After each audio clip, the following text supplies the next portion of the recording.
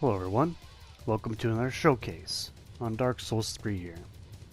So we covered a lot of the basic weapons and plenty of the advanced ones too, but there's still more basic weapons to cover, and they're always surprising. Always more powerful than they appear, sometimes outdoing even some of the endgame weapons, which is rather odd.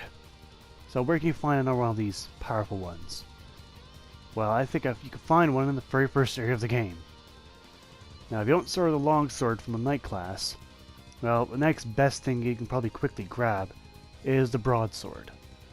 Broadsword's one of the most common medieval weapons designed and created. It has a thick blade on the base and it tapers towards the end. Good for jabbing. And the edges are a bit blunted, but they still cut fairly well. The description reads, "Straight sword with a broad blade designed for slashing. A large sweeping attacks make its weapon effective against crowds, but is prone to deflection from walls and narrow spaces. The skill is the stance.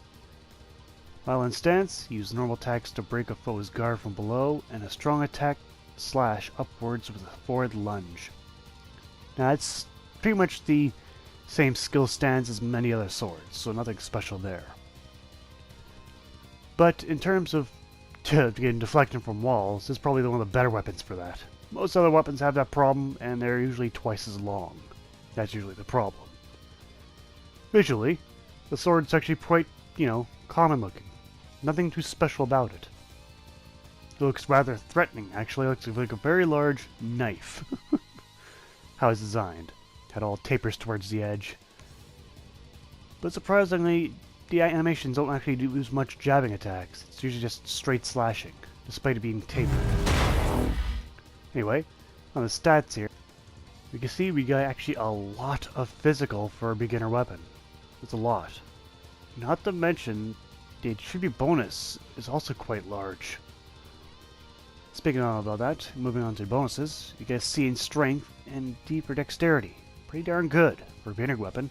Attribute requirements are almost nothing. 10 for both strength and dexterity. The stance, the plain old FB stance, consumes very little. And the weight is fairly light too. Not to mention, this weapon is actually incredibly durable. With 80 durability, it's higher than most other weapons. And the surprising is, this weapon isn't too bad for guarding by itself compared to most others. You almost get 50% physical damage reduction. So all in all, this is actually a pretty solid weapon that you can get very, very early in the game. So yes, if you don't have a longsword, grab a broadsword. To be honest, I think the broadsword might be better than a longsword. But we'll find out with that one. So animation-wise, the basic attack, well, it's sideways lunges. No surprise there. Power attack, though, you get kind of like a run-up slash, which is unique. At least so far I've seen. Two-handed basic attacks, well, more lunges, just vertical-wise now. Power attack two-handed is now you got more heavy side swipes.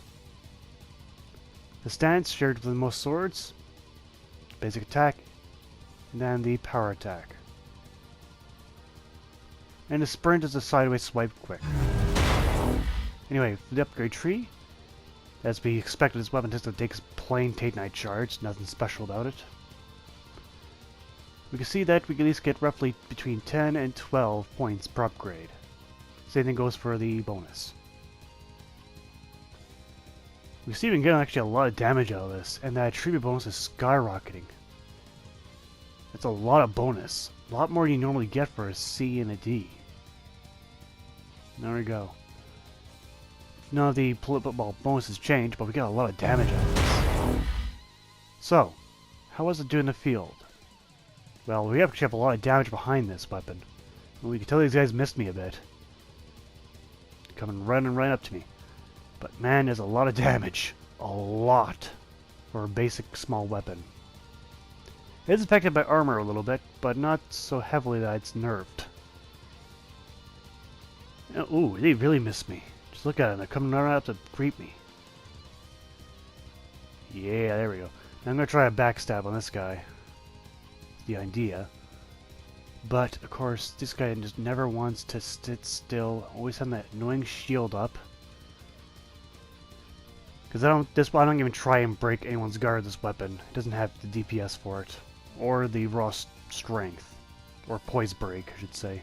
Yeah, there we go. Damn, 427 on full armored enemies. That is nice. That is very nice. Now, a power attack. I hit both enemies. Easy. Let's try it on a bigger foe. Now, this weapon is actually quite quick at swiping at enemies, and with a high damage. Jeez, I'm cutting right through this guy. That's probably the quickest I ever killed one of those Gorgiles. Next up, let's try the more powerful enemies, the Dark Knights, Black Knights. Backstab-wise, still very powerful. Turning out pretty nice. Now I want to try and finish this guy off with the stance, power attack, because I didn't get properly tried yet. Nope. Got a bit of a wind-up time. And I definitely won't go through shield. Oh, that time did take too long here. His body just can't stand, but just jump in and join. So don't ever take too long fighting these guys in this damn area. Annoying, but no matter. Still did an average. Now, on to the new pros and cons with the scoring. Leave a comment down below if you don't like the setup. On the pro side, we got a lot of damage, put out by such a basic early sword. Speaking of early, you can also get it very early in the game. And the bonus acts unusually high. It gives a lot of extra damage there. On the con side, it is a bit short. And the attacks, on the most part, are basic, aside from the one unique power attack. Now, on the bonus side, it is something rather new, but I started grading weapons on score. For this weapon, the damage, I'll give an 8 out of 10. The reach, a 5 out of 10, since it's neither long or too terribly short. Animation-wise, I give it 6 out of 10 for at least having the one unique attack. The bonus, we're going to give it 8 out of 10 since that strength bonus seems to be kicking in a lot more than it should be.